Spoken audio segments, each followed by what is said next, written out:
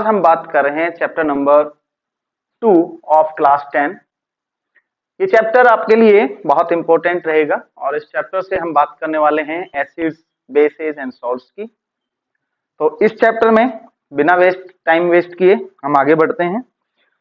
तो सबसे पहले हम देखते हैं, जैसा कि आप देख रहे हैं, नेचर ऑफ केमिकल्स।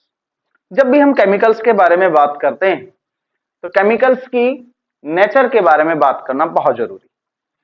और अगर नेचर के हिसाब से केमिकल्स को हम डिवाइड करते हैं तो उन्हें हम 3 कैटेगरी में डिवाइड कर सकते हैं। The first one is acid, then in the middle it is neutral और the last one is base. Acid, base और न्यूट्रल। तो इसकी नेचर के आधार पर अगर हम देखें तो जो केमिकल्स हैं वो 3 टाइप्स के होते हैं। सबसे पहले हम डिस्कस करते हैं एसिड्स के बारे में। नाम तो आपने बहुत सुने होंगे, एसिड्स के बारे में बहुत नाम सुना होगा, इनके यूजेस के बारे में भी आपने सुना होगा। आज हम बहुत डिटेल में जाकर इनके बारे में बात करते हैं। लेकिन उससे पहले, क्या कभी आपने नींबू को टेस्ट किया? कैसा टेस्ट होता है ना? और टैमरिंड को टेस्ट किया होगा, उसका टेस्ट भी आपने देखा होगा। टोमेटो का टेस्ट और विनेगर का टेस्ट, इन सब में ये जो भी जितने भी टेस्ट के लिए जितने भी बात मैं कर रहा हूं सब्सटेंस की, तो इनमें एक कॉमन चीज है, इनके टेस्ट की एक कॉमन चीज। क्या है वो कॉमन चीज? आप कमेंट करके बताएं। आगे हम देखते हैं एसिड क्या है। सबसे पहले हम देखते हैं acids. What are the acids? कैसे हम डिफाइन करें कि कोई सब्सटेंस वो एसिड में आएगा? क्या कैरेक्टरिस्टिक्स हैं, किस बेस पर हम उसको in the category of acid में रख सकते हैं? तो a substance that produces hydrogen ion in its aqueous solution, यानी ऐसा सब्सटेंस जब उसको वाटर में डिसोल्व किया जाता है तो हाइड्रोजन आयन जो है प्रोड्यूस करता है, ऐसे सब्सटेंस को हम एसिड की कैटेगरी में रखेंगे। फॉर एग्जांपल, यहां आप देख सकते हैं सल्फ्यूरिक एसिड है, H2SO4 and hydrochloric acid. 2 acid हमने यहाँ पे आपके लिए नाम रखे, सल्फ्यूरिक एसिड और हाइड्रोक्लोरिक एसिड। इन्हें आप अपनी लैब में, साइंस लैब में जब आप जाते हैं, अपने टीचर से पूछकर इनके बारे में जानकारी कलेक्ट कर सकते हैं। इसके अलावा कुछ नाम और देख रहे हैं आप यहाँ पर, टैमरिंड है और टोमेटो और विनेगर। तो टैमरिंड में टार्टरिक एसिड, टोमेटो में ऑक्सैलिक एसिड और विनेगर में एसिटिक एसिड। इसके एक फनी सी ट्रिक भी हमने रखी है, आप हंसेंगे लेकिन ये ट्रिक काम करती है। कई बार आपको एग्जाम में ना कुछ कंफ्यूजन क्रिएट होता है, तो यहाँ पर ये बहुत हेल्प करती है आपकी। तो यहाँ हम देखें, जैसे टैमरिंड है, टैमरिंड का फर्स्ट 2 लेटर्स आप चेक लें, टैमरिंड के फर्स्ट 2 लेटर, और टार्टरिक एसिड के भी फर्स्ट 2 लेटर्स अगर आप देखें तो TA that is Tata. TA Tata, that is not tata bye वाला टाटा नहीं है। TA टार्टरिक एसिड का और टैमरिंड का भी TA फर्स्ट ले लेंगे तो टार्टरिक टाटा बन जाता है। तो ये आपको याद रखने के लिए इजी होगा। सेकंड देखो, तो जब हम ओ के साउंड निकाल रहे हैं, इट मींस ऑक्सैलिक एसिड यहां पर निकल कर आता है।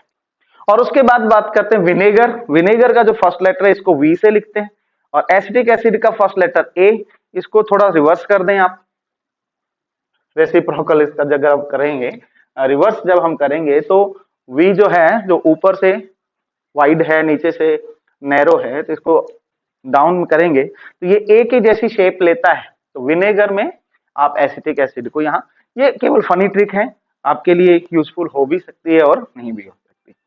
आगे बात करते हैं हम कुछ जनरल प्रॉपर्टीज ऑफ एसिड की। तो जनरल प्रॉपर्टीज ऑफ एसिड क्या क्या रखेंगे? बहुत सिंपल।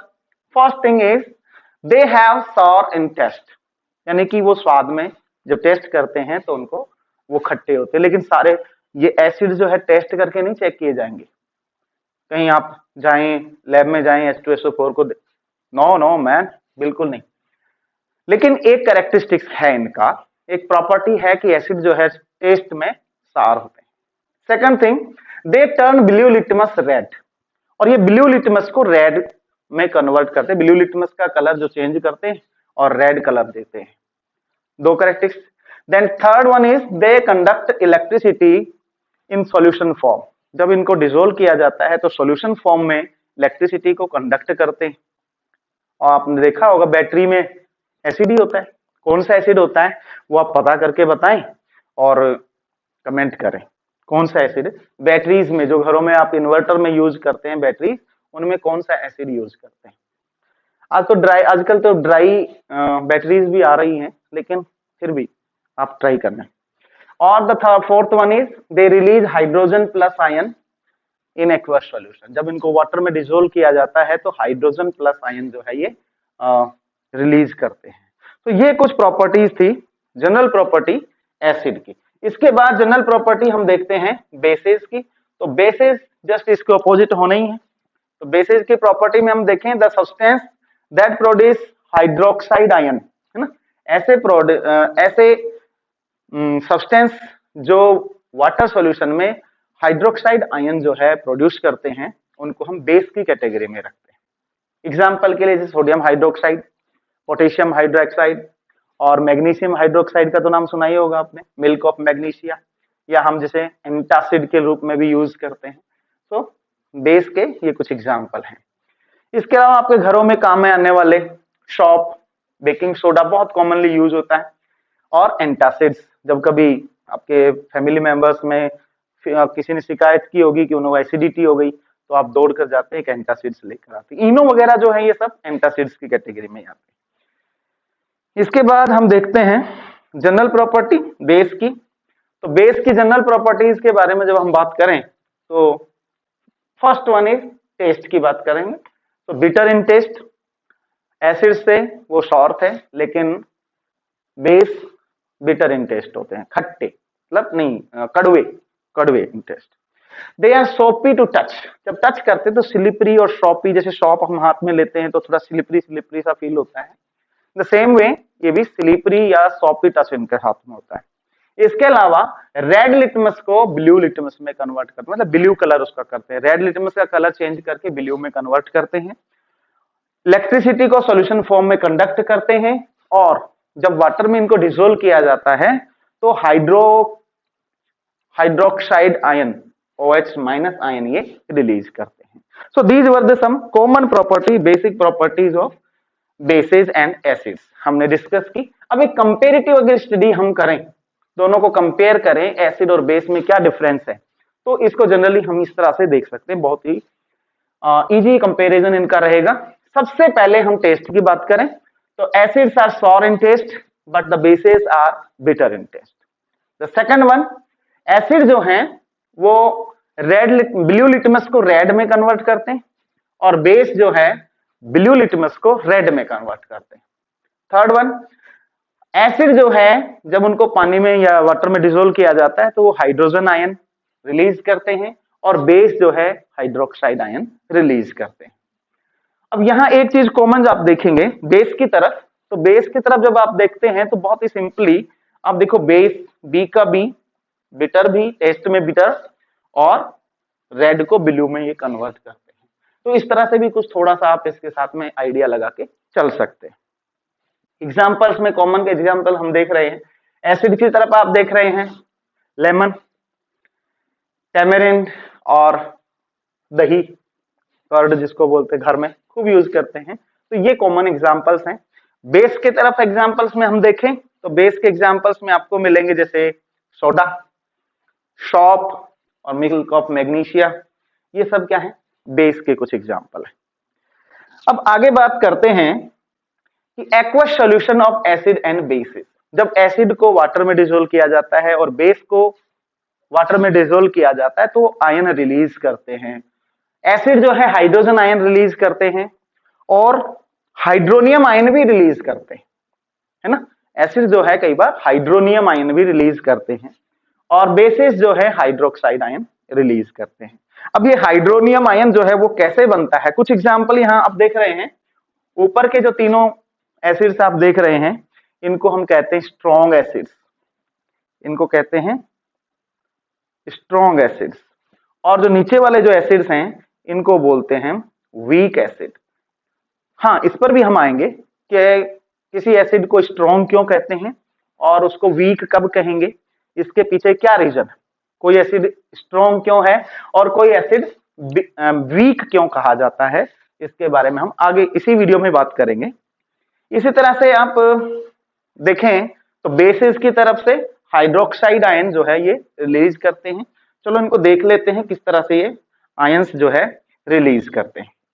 तो यहां आप देख रहे हैं जब भी इनको वाटर में डिजोल्व किया जाता है तो वाटर में डिजोल्व करते हैं, जैसे वाटर है, वाटर खुद भी जो है बाइफरकेट होता है और बाइफरकेट होकर हाइड्रोजन और हाइड्रोनियम दो आयनों में ये बाइफरकेट हो जाता है, यानी कि टूट जाता है। ठीक है, सो ये हाइड्रोनियम आयन का बनना इस तरह से है, यानी कि वाटर के जो मॉलिक्यूल हैं वो हाइड्रोक्साइड आयन और हाइड्रोनियम आयन, इन दोनों आयन में ब्रेक डाउन हो जाते हैं। इसके बाद बात करते हैं हम स्ट्रॉन्ग एसिड और वीक एसिड की। और स्ट्रॉन्ग और वीक एसिड में यहां पे देखिए कैसे होते हैं, किसी एसिड को हम स्ट्रॉन्ग क्यों कहेंगे, किसी एसिड को हम वीक क्यों कहते हैं। तो उसके देखो, एक acid which completely disassociate in its ions is called strong acid।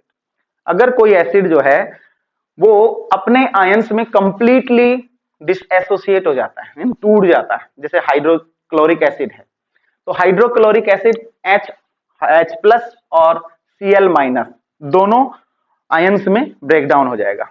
HCl को अगर हम देखें तो ये टूट जाएगा H+ क्लोराइड आयन में, hydrogen ion and chloride ion, ये टूट जाता है। तो ये कंप्लीटली टूट जाता है, इसलिए इसको हम कहते हैं स्ट्रॉन्ग एसिड।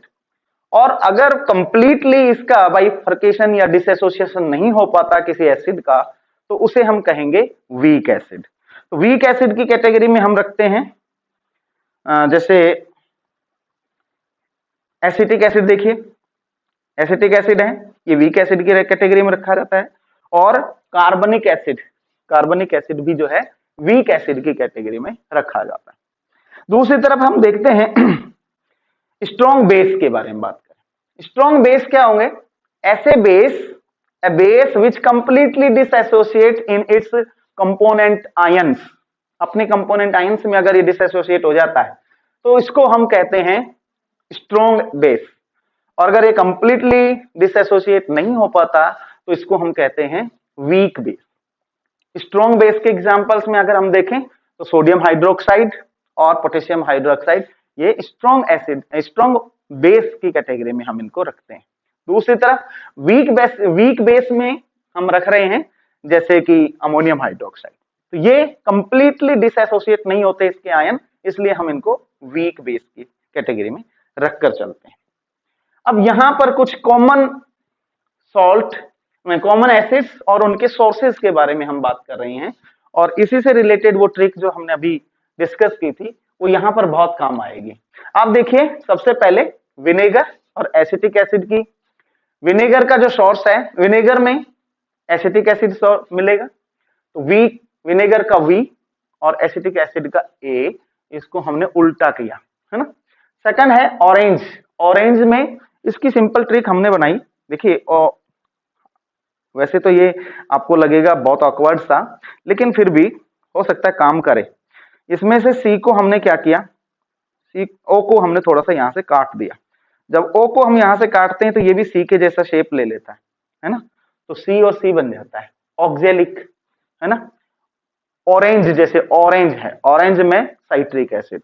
या हम ऐसे पकड़ें कि जितने भी जो खट्टे फ्रूट्स हैं वो सब जो है सोर्स हैं किसके, साइट्रिक एसिड के, जैसे ऑरेंज हो गया, लेमन हो गया, तो ये साइट्रिक एसिड के सोर्सेस हैं। इसके अलावा टेमेरिन, TA टाटा हमने अभी डिस्कस किया था, टेमेरिन जो है ये सोर्स रहेगा टार्टरिक एसिड का। टोमेटो जो लास्ट में साउंड O आ रही है उससे ऑक्जेलिक एसिड का हमारे पास एक साउंड बनता है और इसके साथ रिजेंबल कर सकते हैं हम। इसके अलावा सौर या कर्ड को हम लस्सी भी कहते हैं, है ना, लोकल में इसको लस्सी कहते हैं ना, लस्सी। और लस्सी के साथ में लैक्टिक एसिड, फर्स्ट 2 लेटर्स यहाँ पे मैच कर रहे हैं, तो लस्सी में लैक्टिक एसिड, तो यहाँ दूध और लस्सी जो है उनमें लैक्टिक एसिड हम यहाँ रखेंगे। लेमन खट्टी चीज है, साइट्रिक एसिड। दो स्टिंग यहाँ पर जो है, जैसे चींटियां हैं या मधुमक्खी हैं, नेटल है, उनमें जो एसिड होता है दैट इज मेथेनोइक एसिड। यहाँ पर तो ये कुछ एसिड्स हैं, कई बार एग्जाम में डायरेक्ट क्वेश्चन पूछते हैं, तो वहां पर ये आपके लिए बहुत हेल्पफुल होंगे, इसको लर्न करेंगे आप। ठीक है, इसके बाद बात करते हैं हम व्हाट आर द एल्कलीज। देखिए कई बार आपने टीचर को सुना होगा कि वो बेस के जगह एक टर्म यूज करते हैं एल्कलीज, या आपने भी देखा होगा एल्कली मेटल्स ना। तो ये एल्कलीज और बेस में क्या डिफरेंस है? एल्कलीज और बेस में डिफरेंस देखो, बेस जितने भी हैं all bases are not soluble in water. जितने भी बेस हैं वो सारे के सारे वाटर में सोल्यूबल नहीं है, but some of the bases are soluble in water. So if the base that is soluble in water is called alkali. ठीक है, तो बहुत सिंपल, ऐसे बेस जो वाटर में डिजोल्व हो जाते हैं उनको हम एल्कलीज भी कहते हैं। फॉर एग्जाम्पल पोटेशियम हाइड्रोक्साइड है, सोडियम हाइड्रोक्साइड है और कैल्शियम हाइड्रोक्साइड है, ये वाटर में डिजोल्व हो जाते हैं, इसलिए उनको हम एल्कलीज भी कहते हैं। क्लियर? इसके बाद बात करते हैं हम कंसंट्रेटेड और डाइल्यूट एसिड और बेस के बारे में। कंसंट्रेशन के बारे में हमने लास्ट क्लास 9 में पढ़ा था, और अगर कोई डाउट है तो आप क्लास 9 की प्लेलिस्ट में जाकर कंसंट्रेशन से रिलेटेड चैप्टर को देख सकते हैं। कंसंट्रेशन मींस कितने सॉल्यूशन में सोल्यूट और सॉल्वेंट, कितने सॉल्वेंट में कितना सोल्यूट मिक्स किया गया है, वो उसकी कंसंट्रेशन काउंट करते हैं हम। अब यहां एसिड की बात करें, कंसंट्रेटेड एसिड और डाइल्यूट एसिड। देखो कंसंट्रेटेड जो एसिड है इसका मतलब वो प्योर एसिड है and that is not mixed with water, उसमें वाटर ऐड नहीं किया गया है। और अगर एसिड या बेस में a certain amount of water add कर दिया जाता है तो उसको हम कहते हैं डाइल्यूट एसिड और डाइल्यूट बेस। क्लियर? अब ये वाटर ऐड करने की जो प्रोसेस है दैट इज वेरी इंपॉर्टेंट, और आप अगर लैब में इस काम को कर रहे हैं, कभी आप डाइल्यूट कर रहे हैं किसी कंसंट्रेटेड एसिड को, आपको डाइल्यूट करने के लिए कहा जाए तो एक सर्टेन प्रोसेस को आपको फॉलो करना है। ऐसे नहीं कि जब जैसे ही मर्जी ये एसिड लिया और उसमें वाटर ऐड कर दिया, that is not a proper way. Why? Acid और वाटर की जो रिएक्शन है वो एक्सोथर्मिक रिएक्शन है, यानी कि हीट रिलीज होती है, और ये हीट अगर आपने एकदम से पानी वाटर जो है एसिड में मिक्स कर दिया तो बहुत तेज रिएक्शन, उसकी बहुत फास्ट रिएक्शन होगी, और फास्ट रिएक्शन से हो सकता है आपके बॉडी के ऊपर एसिड आए और आपको चोट पहुंच जाए, नुकसान हो जाए। इसलिए इसके बचकर करें और थोड़ा ध्यान से देखिए। यहाँ डायग्राम को देखिए, बहुत सिंपली आप इसको समझ पाएंगे। जब कभी भी डाइल्यूशन प्रोसेस हमें फॉलो करनी है तो डाइल्यूट प्रोसेस में हम क्या करेंगे, एसिड या बेस में वाटर मिक्स नहीं करेंगे। तो हम करेंगे, कितना डाइल्यूशन हमें करना है वो सर्टेन अमाउंट ऑफ वाटर हम पहले लेंगे और फिर उसमें एसिड ऐड करेंगे। सिंपल, समझ रहे हैं कि एसिड में वाटर ऐड नहीं करना है, वाटर में एसिड या बेस को ऐड करना है। ये इंपॉर्टेंट है, ध्यान रखना।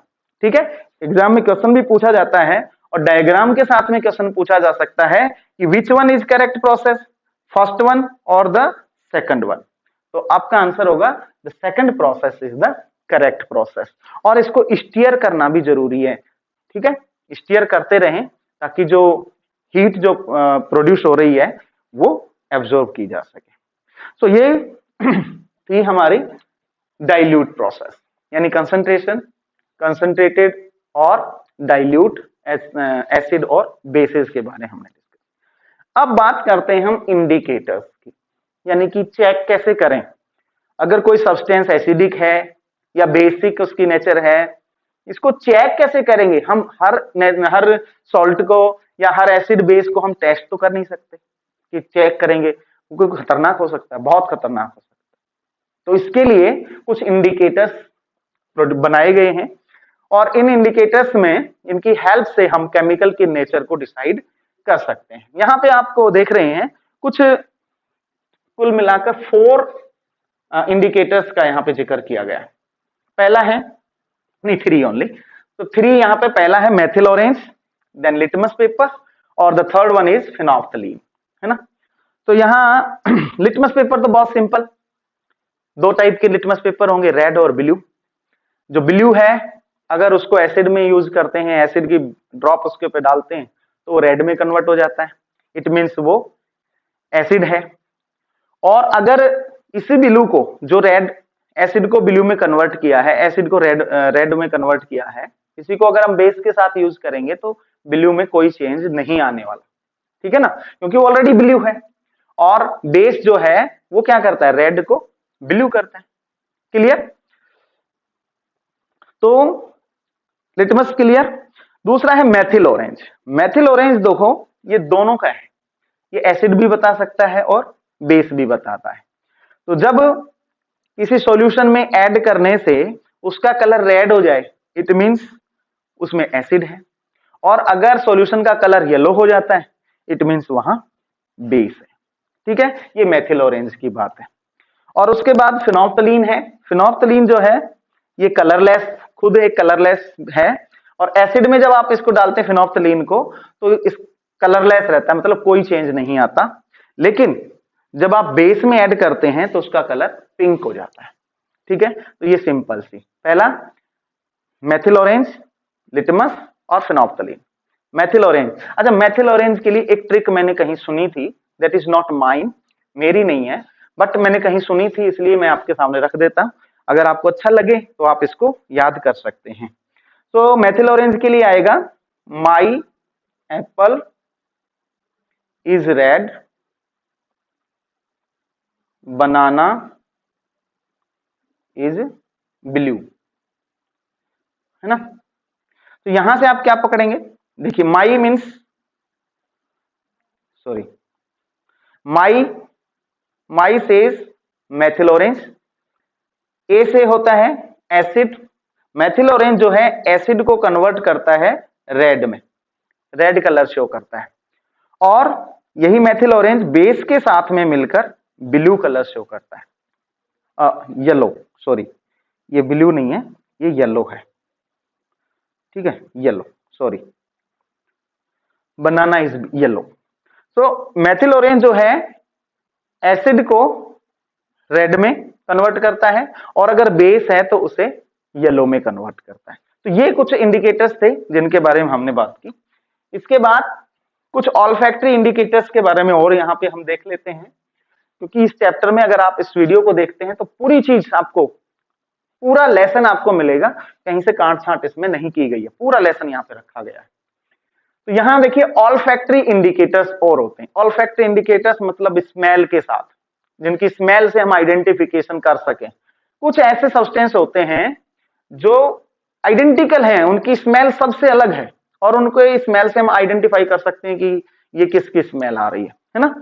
तो जैसे कि ऑनियन है, क्लव ऑयल है, और आपका वनीला एक्सट्रैक्ट है, इनकी स्मेल जो होती है वो आइडेंटिकल है और मतलब यूनिक है, दूसरे किसी के साथ भी इनकी स्मेल मैच नहीं करती है। ठीक है, सो इनकी मैं स्मेल के बेस पर भी हम कुछ सब्सटेंस को आइडेंटिफाई कर सकते हैं कि उनकी नेचर किस तरह की हम रखी जाएगी। इसके अलावा कुछ इस तरह की यूनिवर्सल इंडिकेटर भी होते हैं। यूनिवर्सल इंडिकेटर मतलब एक ही इंडिकेटर जो है एसिड को भी शो करेगा और बेस को भी शो करता है। ठीक है, और बहुत सारे कंपाउंड्स के साथ इसको यूज किया जा सकता है। इससे हम एल्केलिनिटी और पता कर सकते हैं और बेसिडिटी भी पता कर सकते हैं, किसी सॉल्यूशन वो एसिडिक है या बेसिक है। तो ये बहुत ही सिंपल हम यहां पर कर सकते हैं। ठीक है, यूनिवर्सल मतलब किसी भी सॉल्यूशन के साथ उसको हम यूज कर सकते हैं।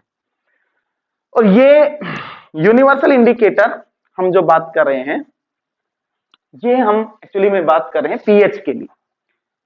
अब पीएच क्या है ना, पीएच के बारे में देखना है कि कुछ जो सॉल्यूशंस हैं उनकी एसिडिटी और बेसिडिटी डिसाइड करने के लिए एक पीएच स्केल होता है ना, potential of hydrogen ion. PH की फुल वैल्यू होती है पोटेंशियल ऑफ हाइड्रोजन आयन, यानी हाइड्रोजन आयन उस सॉल्यूशन में कितना ज्यादा है, उसकी पावर कितनी ज्यादा है। अगर हाइड्रोजन पावर जो है, ये स्केल जो है 0 से 14 तक होता है, तो 0 से और 7 तक या हम कहें 6 तक 6.9 तक वो बेस की कैटेगरी में रखे जाते हैं, और 8 से लेकर आगे 14 तक के जो स्केल पे आने वाले जो सब्सटेंस हैं उनको हम रखते हैं बेस की कैटेगरी में।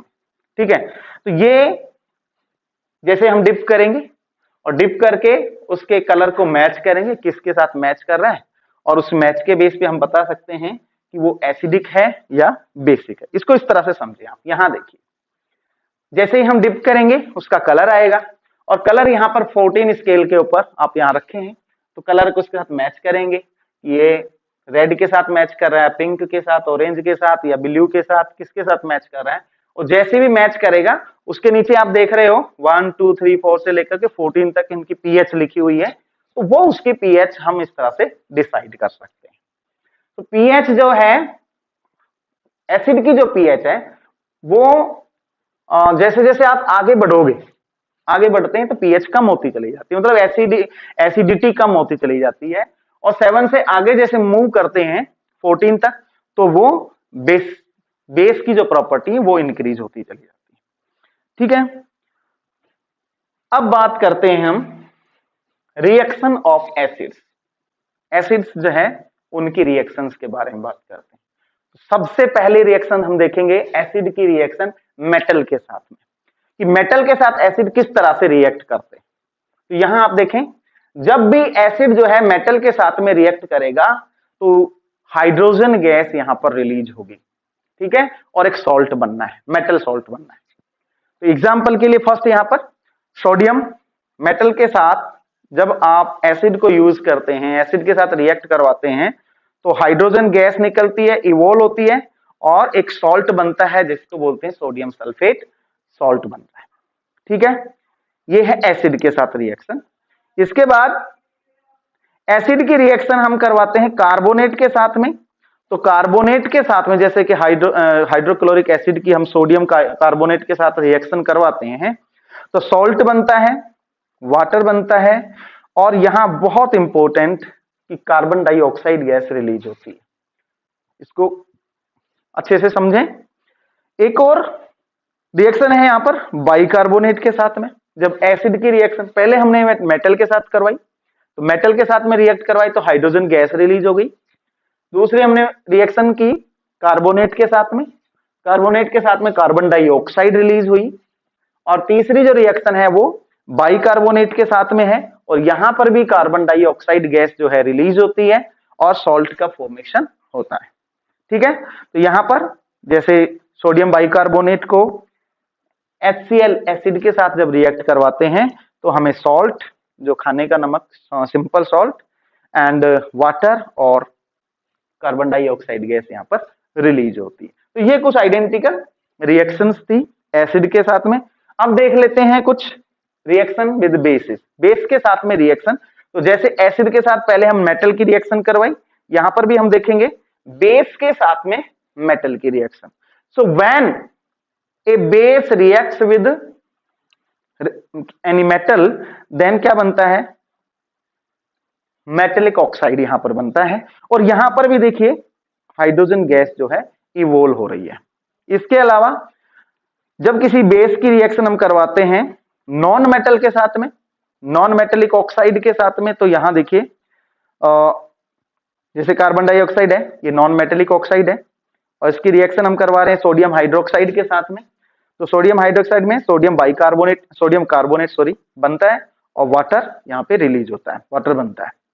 इसके बाद हम रिएक्शन करवा रहे हैं बेस की रिएक्शन एसिड के साथ। तो ये बहुत इंपॉर्टेंट रिएक्शन, इसको हम कहते हैं, एक और नाम से भी जानते हैं इसको, दोनों एक दूसरे को न्यूट्रल कर देंगे। इसको कैसे समझें, देखिए अगर हम देखें कि जैसे सोडियम हाइड्रोक्साइड ये बेस है, इसकी वैल्यू हम ले लेते हैं -10। हाइड्रोजन क्लोराइड जो है इसकी वैल्यू ले लेते हैं, मान लो हम +10। तो जो वैल्यू बनेगी, हमारा जो सॉल्ट बनेगा, इसकी वैल्यू 0 रहेगी। प्लस माइनस दोनों एक दूसरे को क्या कर देते हैं, कैंसिल कर देते हैं। तो ये ऐसी रिएक्शन जिसमें एसिड और बेस एक दूसरे की प्रॉपर्टीज को क्रॉस कर देते हैं, कैंसिल कर देते हैं, उसको हम कहते हैं न्यूट्रलाइजेशन रिएक्शन। ये पढ़ेंगे और एग्जाम में आती भी है ये न्यूट्रलाइजेशन रिएक्शन, बहुत आती है, कई बार पूछा जाता है न्यूट्रलाइजेशन रिएक्शन, और इसके एग्जाम्पल के साथ में पूछते हैं। तो यहाँ एक बहुत बढ़िया एग्जाम्पल है सोडियम हाइड्रोक्साइड और हाइड्रोक्लोरिक एसिड का। तो यहां जो फॉर्मेशन हुआ इसके बाद पीएच को हमने देख लिया। कंसेप्ट ऑफ पीएच यहां हम देखें, पीएच का थोड़ा सा एक बार फिर से आपको समझा देते हैं पीएच क्या है। पीएच देखिए, पीएच जो है नॉर्मल, अगर न्यूट्रल वाटर की हम बात करें तो वाटर का जो पीएच होता है वो 7 होता है, और एसिडिक सॉल्यूशंस जितने भी होंगी उनकी पीएच लेस देन 7 होगी, और बेसिक जो सॉल्यूशंस हैं उनकी पीएच होगी 7 एंड अबव, 7 से अबव होगी। तो 7 की जो पीएच है वो न्यूट्रल, जिसे हम जो पानी पीते हैं उसकी जो पीएच है 6.89 से लेकर 7.12 तक, दैट्स ओके, वो चलती है, ठीक है, इसका ध्यान रखें। ये वैसे हमने देख लिया है। कंसेप्ट की बात करें तो कंसेप्ट क्या है पीएच का, स्ट्रेंथ ऑफ एन एसिड और बेस, किसी भी एसिड और बेस की जो स्ट्रेंथ है, उसकी जो ताकत है, वो डिसाइड करने का जो तरीका है, जो स्केल है, उसी का नाम है पीएच स्केल, ठीक है। ये स्केल जो है हाइड्रोजन आयन को मेजरमेंट करने का एक स्केल है। जितने ज्यादा हाइड्रोजन आयन होंगे या जितने कम हाइड्रोजन आयन होंगे उसके बेस पर उसकी पीएच डिसाइड की जाती है, ठीक है। पी यहां पर स्टैंड कर रहा है पोटेंज, पोटेंज मीन्स पावर, मीन्स उसकी पोटेंशियल है ना, पोटेंशियल मीन्स पावर। तो ये उसकी पावर से रिलेट करता है, जो कि एक जर्मन वर्ड है। अब इसकी इंपॉर्टेंस क्या है पीएच की, पीएच की इंपॉर्टेंस डेली लाइफ में देखिए, खाना हम खाते हैं, रात को खा के सो जाते हैं, और अगर हमारे खाने का जो मीडियम है वो ज्यादा एसिडिक है तो प्रॉब्लम हो जाएगी, ज्यादा बेसिक है तो भी प्रॉब्लम हो रहेगी। इसलिए हमें न्यूट्रल रखकर और बैलेंस्ड रख करके हमारा फूड रखना पड़ता है, ठीक है। तो पहली चीज इसकी इंपॉर्टेंस की अगर हम देखें तो organisms can survive in a particular pH only. PH range होती है, हर ऑर्गेनिज्म जो जितने भी ऑर्गेनिजम्स आप देखें, इवन प्लांट्स भी, अगर सॉइल की पीएच एक पर्टिकुलर रेंज से कम या ज्यादा है तो वो सर्वाइव नहीं कर सकते। और हमारे लिए भी यही बात लागू होती है कि हम एक पर्टिकुलर पीएच की जो है उसी में हम सर्वाइव कर सकते हैं, उससे कम ज्यादा में नहीं कर पाएंगे, ठीक है। इसके अलावा ह्यूमन बॉडी वर्क्स बिटवीन ए रेंज, हमारी जो रेंज है जिसमें ह्यूमन बॉडी अच्छे से काम कर सकती है वो रेंज है 7.0 से लेकर के 7.8 तक की पीएच की रेंज है, ठीक है। और इसके अलावा एसिड रेन से रिलेटेड, ये एसिड रेन क्या है इसे आप अगले चैप्टर्स में और समझेंगे, लेकिन एसिड रेन क्या बनती है एक्चुअली, देखो जितने भी पॉल्यूटेंट्स हैं, जैसे कि ये व्हीकल्स चल रहे हैं तो वहां पर आपको सोडियम नाइट्रोजन ऑक्साइड बन रहा है, कार्बन डाइऑक्साइड बन रहा है, ठीक है, सल्फर डाइऑक्साइड बन रहा है, तो ये सब एयर में जाएंगे। एयर में वाटर है, वाटर वेपर के साथ रिएक्ट करके जो सल्फ्यूरिक एसिड है, सल्फर डाइऑक्साइड है, तो वो सल्फ्यूरिक एसिड बनाएगा, नाइट्रोजन डाइऑक्साइड है वो नाइट्रिक एसिड बनाएगा, और जो कार्बन डाइऑक्साइड है वो कार्बनिक एसिड बनाएगा। तो अगर ये वाटर में ज्यादा मिक्स हो जाते हैं और जो रेन की जो पीएच, रेन वाटर की जो पीएच है इज लेस देन 5.5 और समथिंग, तो फिर उसको हम एसिड रेन कहते हैं, है ना। 5.5 से अगर एसिड जो रेन है उसका पीएच 5.5 से कम है तो उसे हम एसिड रेन की कैटेगरी में रखते हैं, ठीक है। इसके अलावा जो टूथ डिके है इससे भी रिलेटेड है, जैसे हम खाना खाते हैं तो खाना खाने के बाद हम भूल गए, ब्रश नहीं किया, अब बैक्टीरिया ने अपना काम शुरू कर दिया, तो वो तो बेचारे हमारे दांतों में जो फंसा हुआ है फूड पार्टिकल्स उन पे भी काम करते हैं, तो अपना काम शुरू, लेकिन वो डायरेक्टली हमें हार्म नहीं कर रहे हैं, बट वो जब खाना खा रहे हैं तो उनके बाई प्रोडक्ट के रूप में एसिड बनता है, और यही एसिड जो है हमारे दांतों के जो, वैसे तो देखो सबसे हार्डेस्ट मटेरियल अगर हमारी बॉडी का कोई है तो that is enamel of teeth. दांतों का जो एनेमल है ये सबसे स्ट्रॉन्ग पार्टिकल, स्ट्रॉन्ग पार्ट है हमारी बॉडी का, लेकिन फिर भी ये यहाँ पर ये कामयाब हो जाते हैं। एक्चुअली जो मिडिल का जो पार्ट है ये एसिड ये क्रिएट करते हैं बैक्टीरिया, और ये एसिड जो है ये कारण बनता है कि उसकी जो लेयर है उसको धीरे धीरे धीरे धीरे रिमूव कर देता है, और एक बार जब एक्सपोज हो जाता है तो फिर वो अच्छे से काम करना शुरू हो जाता है और हमें प्रॉब्लम होने लग जाती है। ठीक है, तो ये थे इंपॉर्टेंस डेली लाइफ में। अब पीएच लेवल की बात करें हम स्टमक की, तो हमारा जो स्टमक है यहाँ पे भी एसिड बनता है, हमारे खुद जनरेट करता है। जो गैस्ट्रिक एसिड है, गैस्ट्रिक जूसेस हैं, उनमें एसिड भी एक पार्ट रोल प्ले करता है, और ये एसिडिक मीडियम होना बहुत जरूरी है। एसिड क्यों सीक्रेट किया जाता है? ताकि जो बैक्टीरिया फूड के साथ एंटर हो गए हैं गलती से, तो उनको यहां पर ही नष्ट कर दिया जाता है, स्टमक में ही नष्ट करने का, क्योंकि एसिडिक मीडियम से वो नष्ट हो जाते हैं। ठीक है, सो हमारे जो स्टमक है इसका पीएच अराउंड 4 और 5 के अराउंड में रहता है, और अगर ये और ज्यादा कम हो जाए तो हमें फिर एसिडिटी की प्रॉब्लम आने लगती है, और हम कहते हैं कि हमें एसिडिटी हो गई। एसिडिटी एक्चुअली एसिड तो पहले से ही है, लेकिन इसकी जब अमाउंट जो है एक लिमिट से ज्यादा होने लगती है तो उसको हम, उस कंडीशन को हम कहते हैं एसिडिटी। ठीक है, इसके बाद बात करते हैं हम, फिर से आ जाते हैं सॉल्ट्स के ऊपर। तो सॉल्ट्स क्या हैं? सॉल्ट्स जो है प्रोडक्ट हैं किसके? एसिड और बेस के मिलने से सॉल्ट बनते हैं, है ना। न्यूट्रलाइजेशन रिएक्शन का जो प्रोडक्ट है वो सॉल्ट होते हैं, एसिड और बेस के मिलने से सॉल्ट बने और वाटर यहां पर बनता है। अब सॉल्ट की नेचर क्या है? एसिडिक है कि बेसिक है, ये आप बताएंगे। यहां ध्यान दीजिए, एसिडिक सॉल्ट भी होते हैं और बेसिक सॉल्ट भी होते हैं। तो ऐसा कैसे? आप कहेंगे सर अभी तो आप कह रहे थे कि सॉल्ट जो है न्यूट्रल होते हैं। यस, बहुत सारे जो सॉल्ट्स हैं वो न्यूट्रल ही होते हैं, but still there are some salts, उनकी नेचर एसिडिक होती है या बेसिक होती है। अब ये कैसे होता है? तो मैथ्स में आपने पढ़ा ही होगा, है ना। मैथ्स में जो पढ़ा है मैं उसको एक बार फिर से आपके सामने रखता हूं। देखो, जैसे मान लो कोई एसिड है जिसकी पीएच है मान लो +6 और बेस की है -4, ऐसे मान लेते हैं। तो रिजल्ट क्या होना है? रिजल्ट होना है +2। तो +2 है, इसका मतलब यहाँ पे एसिडिक प्रॉपर्टीज रह जाएंगी। अगर ये दोनों इक्वल हैं, -6 और +6, देन जो सॉल्ट हमारा बनने वाला है उसकी नेचर न्यूट्रल रहेगी। That's okay. उसके समय वहां पे उसकी जो नेचर है वो रहेगी बिल्कुल नॉन न्यूट्रल। लेकिन अगर स्ट्रॉन्ग एसिड और वीक बेस हमने ले लिया है और रिएक्शन करवाई है तो यहां फर्क आएगा। ठीक है, इसको और अच्छे से समझ सकते हैं। यहां पर देखिए, सबसे पहले हम देख रहे हैं स्ट्रॉन्ग एसिड की रिएक्ट करवाई हमने स्ट्रॉन्ग बेस के साथ में, दोनों स्ट्रॉन्ग है। दोनों स्ट्रॉन्ग होने से जो सॉल्ट फॉर्मेशन होगी वो न्यूट्रल सॉल्ट की होगी। ठीक है, और वाटर यहां पे फॉर्मेशन होगा। जैसे हाइड्रोक्लोरिक एसिड और सोडियम हाइड्रोक्साइड एसिड, ये दोनों ही स्ट्रॉन्ग एसिड और स्ट्रॉन्ग बेस हैं, इसलिए जो फॉर्मेशन हो रही है सॉल्ट की वो न्यूट्रल सॉल्ट होगा, जैसे कि सोडियम क्लोराइड NaCl जिसे हम खा रहे हैं।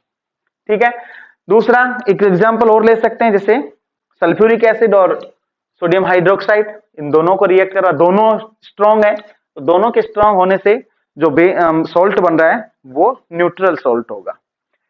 अब आगे चलते हैं, यहां चीजें बदल रही हैं। जैसे हम देखते हैं स्ट्रॉन्ग एसिड और वीक बेस को अगर हम ले लें, स्ट्रॉन्ग एसिड और वीक बेस, प्रॉपर्टी किसकी ज्यादा रहेंगी?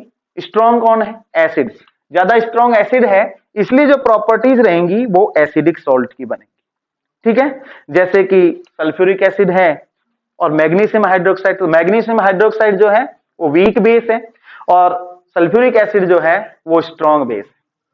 ठीक है, यहां जो बन रहे हैं, एक और देखिए, वीक एसिड और स्ट्रॉन्ग बेस।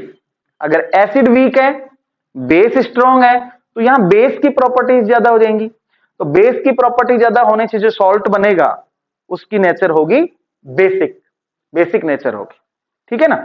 तो यहां देखिए जैसे कि कार्बनिक एसिड है, इसकी रिएक्ट हम करवा रहे हैं सोडियम हाइड्रोक्साइड से। जो कार्बनिक एसिड है वो तो वीक एसिड है और सोडियम हाइड्रोक्साइड स्ट्रॉन्ग बेस है, इसलिए जो फॉर्मेशन हो रही है वो एक बेसिक सॉल्ट की हो रही है, ठीक है, सोडियम कार्बोनेट की।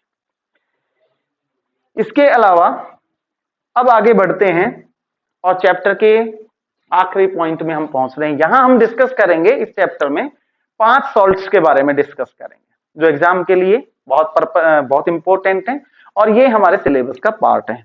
तो इन 5 सॉल्ट्स में हम डिस्कस करेंगे पहले, सबसे पहले कॉमन सॉल्ट की, देन ब्लीचिंग पाउडर, ये भी एक सॉल्ट है, then baking soda, washing soda और प्लास्टर ऑफ पेरिस। इन 5 केमिकल्स की हम यहां पर डिस्कस करेंगे, केमिकल्स के बारे में डिस्कस करेंगे, ठीक है।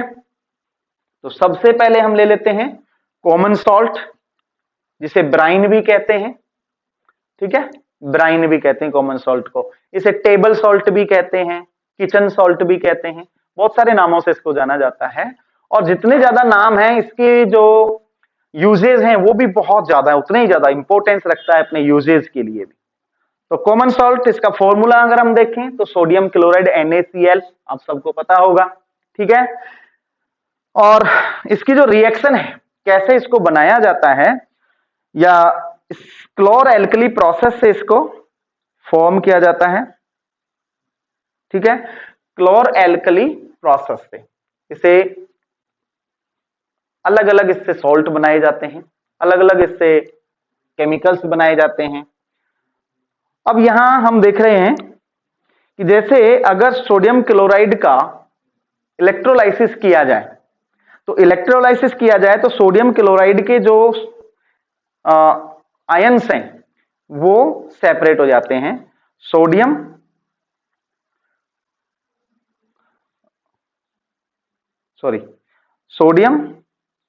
आयन, सोडियम प्लस आयन और क्लोराइड माइनस आयन। ये जो सोडियम प्लस आयन है ये होंगे कैथोड पर, ये कैथोड पर आ जाएंगे, और जो क्लोराइड आयन है ये एनोड पर आपको यहां पर दिखाई देंगे। क्लोरीन गैस इधर दिखाई देंगे, उसके बबल्स आपको दिखाई देंगे, ठीक है। तो ये अगर आपने कभी देखा हो अपने लैब में जाकर देखने की कोशिश करना, आपको ये दिखाया जाएगा। इसके बाद हम बात करते हैं प्रिपरेशन और uses of some important compounds के। कुछ इंपॉर्टेंट कंपाउंड्स जिनके बारे में हम बात करें, उनकी प्रिपरेशन कैसे की जाती है और उनके यूजेज क्या हैं, उनके बारे में बात करते हैं। सबसे पहले हम ले रहे हैं कास्टिक सोडा, है ना। कास्टिक सोडा, जिसका दूसरा नाम है सोडियम हाइड्रोक्साइड। प्रिपेयर कैसे किया जाता है? Through the process of electrolysis, electrolytic decomposition of brine. Brine का मतलब होता है साधारण नमक, जिसको हम कहते हैं salt, NaCl, aqua solution of sodium chloride जिसको हम कहते हैं।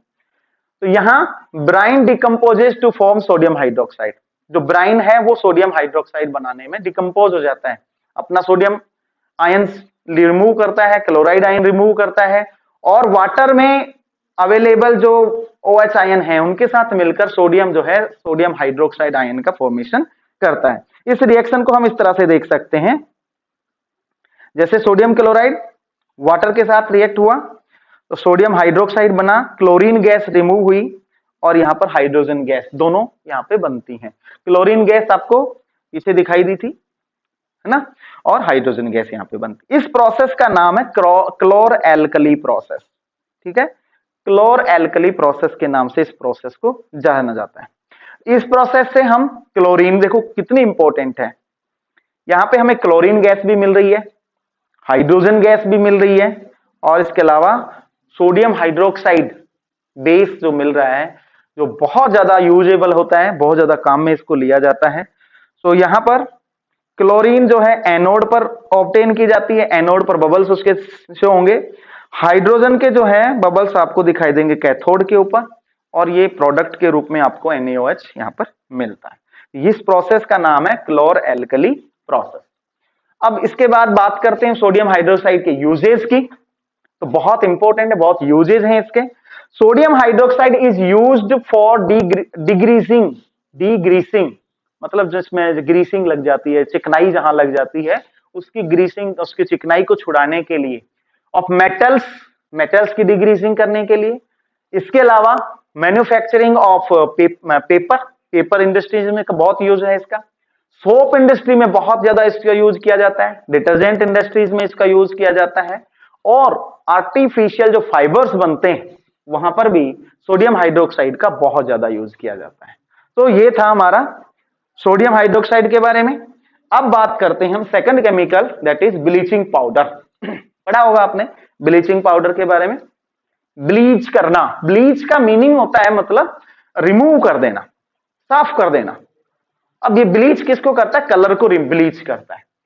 तो यहां ब्लीचिंग पाउडर है, इसका जनरल नेम है ब्लीचिंग पाउडर, लेकिन केमिकल नेम इसका होता है कैल्शियम ऑक्सीक्लोराइड। ये इसका केमिकल नेम है, ठीक है।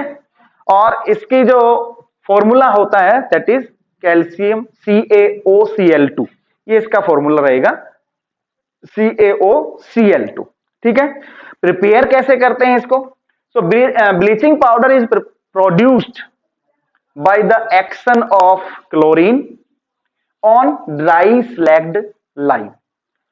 ड्राई स्लैग्ड लाइम के ऊपर जब क्लोरीन का प्रोसेस की जाती है, क्लोरीन को फ्लो करवाया जाता है, तो वहां पर कैल्शियम ऑक्सीक्लोराइड यानी कि ब्लीचिंग पाउडर का फॉर्मेशन होता है। तो रिएक्शन को हम इस तरह से लिख सकते हैं, कैल्शियम हाइड्रोक्साइड, क्लोरीन इसके साथ में रिएक्ट की तो कैल्शियम ऑक्सीक्लोराइड बना और वाटर यहां पर सब प्रोडक्ट के रूप में बन गया, ठीक है। तो ये था process of making bleaching powder, कैसे बनाया जाता है। अब इसके यूजेस की बात कर लें तो ये ब्लीचिंग पाउडर बहुत ज्यादा यूजेबल है, बहुत काम में लिया जाता है इसको। It is used for bleaching cotton and linen. Cotton और लिनन टेक्सटाइल जहां है वहां कॉटन का और लिनन का जो कलर एक्सट्रैक्ट करने में, उसको साफ करने में ब्लीचिंग पाउडर को बहुत यूज किया जाता है। इसके अलावा फॉर ब्लीचिंग वुड पल्प जो कागज पेपर फॉर्मेशन में काम आता है, पेपर फैक्ट्रीज में काम में लिया जाता है, तो वहां उस पेपर, जैसे जो पेपर किससे बनता है आप बताएं, कमेंट करके बताएं पेपर किससे बनता है। आपको बहुत बार ऐसे कहते सुना होगा कि पेपर को बचाना चाहिए। क्यों बचाना चाहिए पेपर को? और चीजों को नहीं कहते हैं कि इसको बचाना चाहिए, ठीक है। तो पेपर को इसलिए कहा जाता है क्योंकि पेपर बनता है किसे? प्लांट से बनता है ना। और प्लांट से जब बनाते हैं तो उसका वुड का पल्प बनाते हैं पहले, पल्प, और उसका कलर होता है, वो कलर इतना क्लीन नहीं होता जैसा आप अपनी नोटबुक में पेपर पे देखते हैं। इसलिए आपको टीचर कई बार कहते हैं कि बेटा पेज यूज मत, ज्यादा खराब मत करो, ज्यादा पेज वेस्ट मत करो, और हमें करना भी नहीं चाहिए। इसके अलावा हम अपनी जो पुरानी बुक्स हैं वो भी दूसरों को दे सकते हैं ताकि पेपर को बचाया जा सके, क्योंकि पेपर बनाने के लिए प्लांट्स का यूज किया जाता है। क्लियर? अच्छा, सो वुड पल्प का कलर एग्जैक्ट करने के लिए, कलर को उसको सही करने के लिए, ब्लीच करने के लिए भी ब्लीचिंग पाउडर का यूज किया जाता है ना। इसके अलावा बहुत सारे व्हाइट क्लॉथ्स होते हैं, उनको भी ब्लीच करने में ब्लीचिंग पाउडर यूज किया जाता है। इसके अलावा बहुत सारी केमिकल इंडस्ट्रीज हैं, उनमें इसको ऑक्सीडाइजिंग एजेंट के रूप में भी यूज किया जाता है, क्योंकि इसमें ऑक्सीजन होता है CaOCl2, तो ऑक्सीजन यहां पर है, तो ये ऑक्सीडाइजिंग एजेंट के रूप में भी काम में लिया जाता है। और इसके अलावा इसमें क्लोरीन है, देखिए ध्यान से, तो जहां भी क्लोरीन जो है एक पॉइजनस गैस है, हमारे लिए तो खैर इतनी नहीं है, लेकिन जो छोटे ऑर्गेनिजम्स हैं उनके लिए बहुत डेंजरस है, इसलिए इसको वाटर फिल्ट्रेशन में काम में लिया जाता है। बड़ी बड़ी जो टंकियों से सप्लाई की जाती है वहां पर ब्लीचिंग पाउडर डाला जाता है। क्लोरीन जो है वो जर्म्स को क्लियर करता है, जर्म्स को किल करता है, इसलिए ब्लीचिंग पाउडर को यूज किया जाता है। तो ये कुछ यूजेस थे ब्लीचिंग पाउडर के। इसके बाद आता है नेक्स्ट नंबर बेकिंग सोडा। सबके घरों में है ये, बहुत से बच्चे इसको देखते होंगे, यूज करते होंगे। अपने पेरेंट्स से आप पूछ सकते हैं बेकिंग सोडा। इसका नाम जो है सोडियम हाइड्रोजन कार्बोनेट है, जो केमिकल नेम है सोडियम हाइड्रोजन कार्बोनेट है, और उसका फॉर्मूला जो होता है NaHCO3। NaHCO3, देखो ये सोडियम कार्बोनेट अलग है, सोडियम बाइकार्बोनेट अलग है, इसको बाइकार्बोनेट भी बोलते हैं, ठीक है ना। NaHCO3 सोडियम हाइड्रोजन कार्बोनेट, बनाया कैसे जाता है? इसको बनाने के लिए देखिए, सोडियम हाइड्रोजन कार्बोनेट जो है ब्राइन के साथ में, ब्राइन से बनाया जाता है।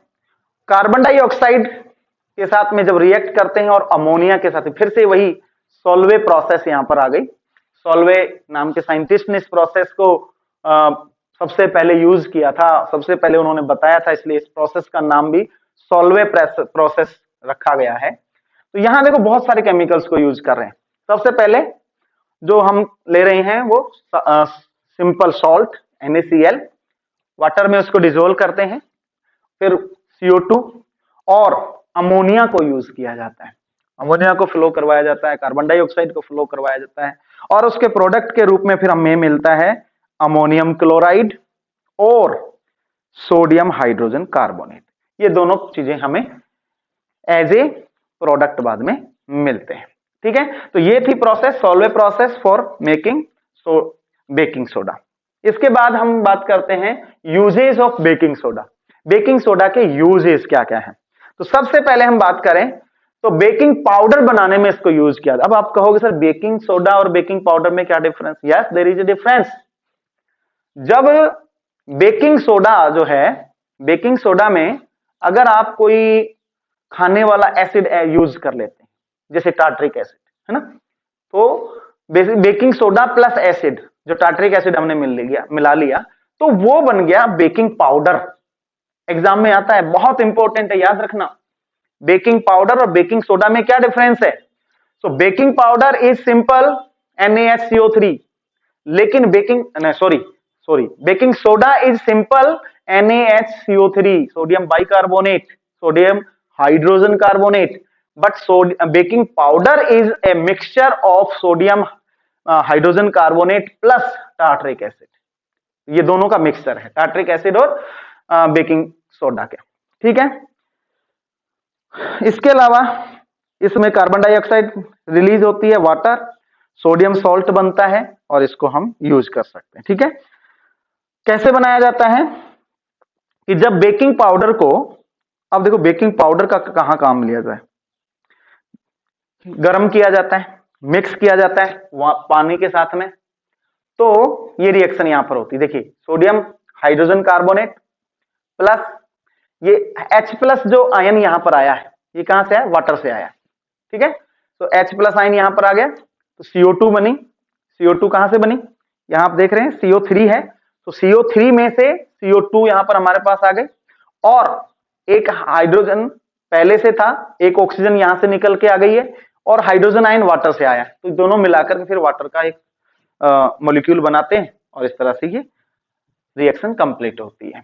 इसके बाद हम देखते हैं uses of baking soda. Baking soda को यूज कहां करते हैं, है ना, बहुत यूज करते हैं, वैसे आपको सबको पता भी होगा, फिर भी एग्जाम के लिए और लर्न करने के, समझने के लिए फिर से देखें। यहां पर बेकिंग सोडा जो है एक एंटासिड का इंग्रेडिएंट भी है। जैसे आप इनोलेट लेने जाते हो, तो वहां पर भी कुछ अमाउंट में एंटासिड में यूज किया जाता है बेकिंग सोडा को।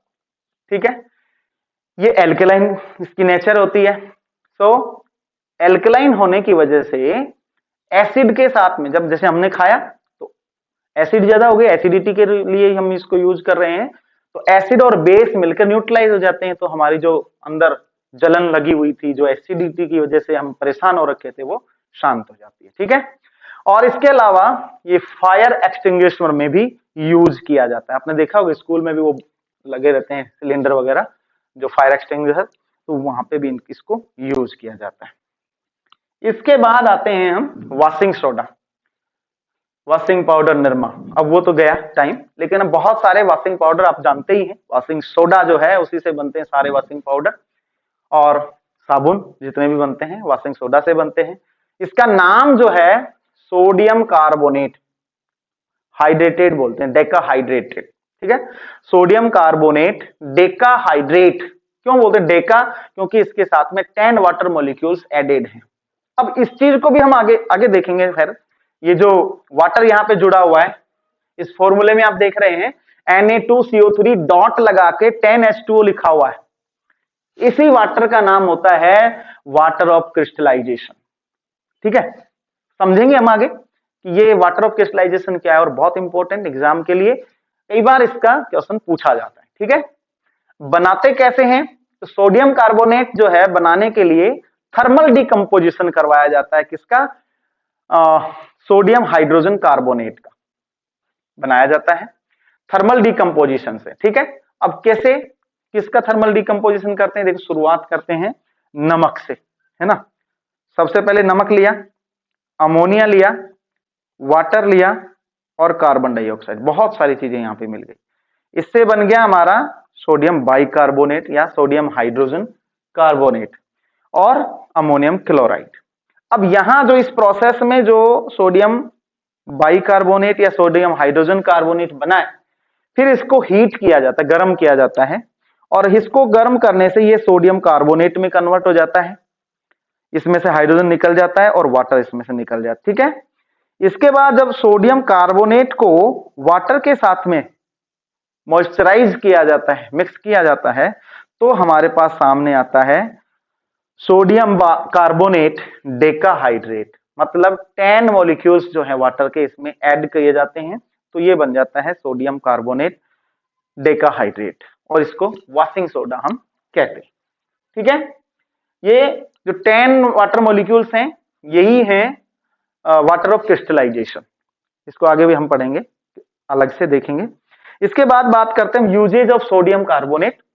सोडियम कार्बोनेट के यूज क्या होते हैं, या वॉशिंग सोडा के यूज क्या करते हैं। ठीक है, तो सबसे पहले वॉशिंग सोडा के रूप में इसको यूज करते हैं, सिंपल बात है भाई, है ना, कपड़े धोने में इसको यूज करेंगे। दूसरा, ग्लास फैक्ट्री में इसको यूज किया जाता है, पेपर इंडस्ट्रीज में भी इसको यूज किया जाता है। इसके अलावा सोडियम कंपाउंड बनाने में भी इसको यूज किया जाता है, जैसे कि बोरेक्स बनता है, तो बोरेक्स बनाने में भी इसको यूज किया जाता है ग्लास के लिए। सोडियम कार्बोनेट इसके अलावा क्लीनिंग एजेंट भी के रूप में भी यूज किया जाता है, जो डोमेस्टिक पर्पज में घरों में जैसे कुछ सफाई करनी हो तो सोडियम कार्बोनेट से उसको साफ किया जाता है, अच्छे से साफ हो जाता है।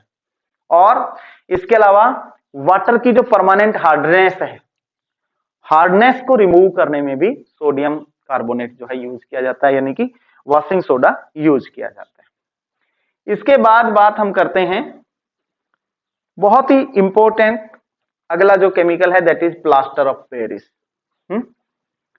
अब इसको प्लास्टर ऑफ पेरिस क्यों कहते हैं? प्लास्टर ऑफ जयपुर क्यों नहीं कहते? प्लास्टर ऑफ अमेरिका क्यों नहीं कहते?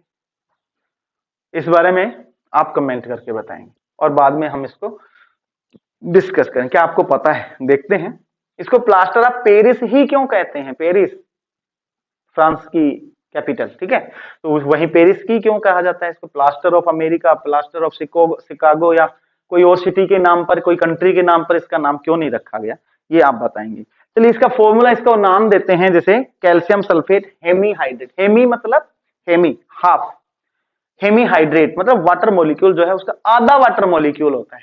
अब ये आधा कैसे होता है सर? तो आधा ऐसे हो सकता है कि आप क्या करें, 2 कैल्शियम सल्फेट के मॉलिक्यूल के साथ में 1 वाटर मॉलिक्यूल मिल जाएगा, तो वहां पर आधा हो गया। इस तरह से ये बनता है। ठीक है, इसका नाम है कैल्शियम सल्फेट हेमीहाइड्रेट और इसका फॉर्मूला रहेगा CaSO4 डॉट हाफ H2O। ये हाफ H2 है, again that is water of crystallization. ठीक है, अब बात करते हैं इसके प्रिपरेशन की, कैसे इसको प्रिपेयर किया जाता है। जब जिप्सम को 373 केल्विन, केल्विन का मतलब अगर हम सेंटीग्रेड में इसको कन्वर्ट करें तो 273 माइनस कर दो, दैट इज 100 डिग्री सेल्सियस। तो जब जिप्सम को 100 डिग्री सेल्सियस पे गर्म किया जाता है तो ये वाटर मॉलिक्यूल्स को लूज करता है और लूज करके कैल्शियम सल्फेट हेमीहाइड्रेट बन जाता है। ठीक है, और इसी कैल्शियम सल्फेट हेमीहाइड्रेट को हम प्लास्टर ऑफ पेरिस कहते हैं। ठीक है, और जब इसको वाटर के साथ मिक्स किया जाता है तो ये फिर से जिप्सम में कन्वर्ट हो जाता है, और जो कि एक हार्ड सब्सटेंस है, इसलिए इसको बहुत ज्यादा यूज किया जाता है। कहाँ? आप कई बार चोट लगी होगी बचपन में तो प्लास्टर करते हैं ना, वहां पे इसको यूज किया जाता है। रिएक्शन इसको इस तरह से देख सकते हैं हम, कैल्शियम सल्फेट हाफ हाइड्रेट यहां पे लिया और यहां पे ले लिया वाटर, इसमें मिक्स किया, तो वाटर में मिक्स करने से ये फिर से किस में कन्वर्ट हो जाता है? जिप्सम में कन्वर्ट हो जाता है। कई बार जिप्सम का फॉर्मूला भी पूछ लेते हैं, है ना। तो प्लास्टर ऑफ पेरिस का फॉर्मूला तो पूछते ही हैं, कई बार जिप्सम का भी फॉर्मूला पूछ लेते हैं। तो ध्यान रखें, जिप्सम और प्लास्टर ऑफ पेरिस का जो फॉर्मूला है उसमें थोड़ा सा डिफरेंस है, और वो डिफरेंस है वाटर ऑफ क्रिस्टलाइजेशन का। क्लियर। यूजेस की बात करें तो एक यूज तो हमने पढ़ ही लिया। The first use made of gypsum was and plaster of Paris. ये जो है इसकी हेल्प से बहुत सारी स्ट्रक्चरल बनाई जाती थी, जैसे कि मूर्तियां बनाने में इसको यूज किया जाता था, बहुत सारी इंडस्ट्रीज में इसको यूज किया जाता था। इसके अलावा जब बोन फ्रैक्चर हो जाती हैं तो डॉक्टर जो है प्लास्टर करने में भी इसको यूज करते हैं, और इसीलिए इसको प्लास्टर ऑफ पेरिस के नाम से भी जाना जाता है। ठीक है, क्या क्या यूज है, कुछ और देख लेते हैं इसके यूज के इसके बारे में। It is used in the making और casting of patterns of mould of statues. Statue बनाने में इसको यूज किया जाता है, मोल्डिंग स्टेच्यू बनाने में इसको बड़ा यूज किया जाता है। घरों में भी हम बहुत ही डिजाइन बनाते हैं सुंदर सुंदर, तो उन डिजाइन बनाने में भी प्लास्टर ऑफ पेरिस का यूज किया जाता है। ठीक है, डेकोरेटिव मटेरियल्स बनाने में भी इसको यूज किया जाता है। इसके अलावा जो हम लिखते हैं स्कूलों में, चाक, आप पढ़े होंगे, चाक पाउडर बनाने में भी या चौक बनाने में भी इसको यूज किया जाता है।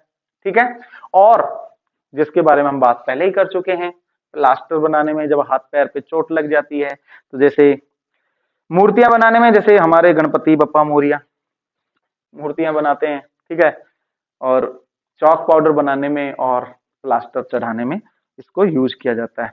इसके अलावा जैसे कई बार छत में जो गैप आ जाते हैं, किसी भी कारण से आए गैप आ जाते हैं, तो गैप को फिल करने में भी प्लास्टर ऑफ पेरिस का यूज किया जाता है।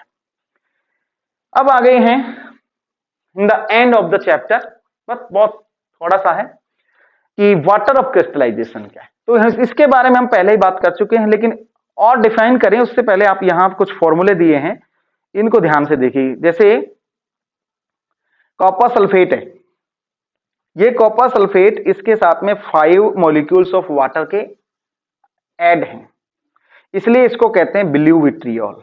देखिए ये जो कॉपर सल्फेट है ना, इसको आप अपने लैब में करके देख सकते हैं। अगर आपको एनहाइड्रस या हमें कहें कि copper sulphate, pure copper sulphate मिल जाए जिसमें वाटर मिक्सर ना हो, तो उसको जब आप वाटर उसमें ऐड करेंगे तो उसका कलर एकदम से ब्लू में कन्वर्ट हो जाता है, चेंज हो जाता है। इसके अलावा है globus salt, sodium sulphate, 10 hydrate, gypsum ये 2 हाइड्रोजन, ग्रीन विट्रियोल में फेरस सल्फेट है, इसके साथ में 7 वाटर मॉलिक्यूल्स एडेड हैं। व्हाइट विट्रियोल में जिंक सल्फेट है, इसके साथ में भी 7 वाटर मॉलिक्यूल्स एडेड हैं। और एप्सम सॉल्ट है, ये मैग्नीशियम सल्फेट के साथ में भी 7 मॉलिक्यूल्स ऑफ वाटर एडेड हैं। ठीक है, अब बात करते हैं हम water of crystallization. So the water molecule that is present in the salt, water molecule present in a salt is called water of crystallization. ये आप देखिए एनहाइड्रस जो कॉपर सल्फेट है, एनहाइड्रस यानी कि वाटर नहीं है उसमें, है ना, एनहाइड्रस कॉपर सल्फेट, इसमें अगर हम वाटर की कुछ ड्रॉप्स डालते हैं तो ये कन्वर्ट हो जाता है हाइड्रेटेड कॉपर सल्फेट में। ठीक है, और ज्यादातर हम जो लैब में यूज करते हैं वो हाइड्रेटेड कॉपर सल्फेट ही ज्यादा यूज करते हैं। आप इसको अपने लैब में करके देख सकते हैं, और ज्यादा ये कोई ज्यादा खतरनाक केमिकल भी नहीं है, आराम से आप इसको यूज कर सकते हैं। सो ये था आपका lesson number 2, acid and bases and salts. I hope आपके समझ में आया होगा। अगर आपको अच्छा लगा हो तो अपने दोस्तों के साथ इसे शेयर करें, चैनल को लाइक और सब्सक्राइब जरूर करें। इसी के साथ अपना ध्यान रखें, मिलते हैं अगले वीडियो में। अगले वीडियो में बात करेंगे हम अगले चैप्टर की। तो ये जो सीरीज हमने शुरू की है, इस सीरीज में हम सभी चैप्टर को एक साथ लेकर चलेंगे, और आपके अगर कोई क्वेरी है, कोई वीडियो का पार्ट जो आपको अच्छा नहीं लगा हो या समझ में नहीं आया हो, या आप उसमें कुछ करेक्शन चाहते हैं, तो आप कमेंट करके बताएं, आपके कमेंट्स का वेलकम रहेगा। चलिए, have a nice day, bye.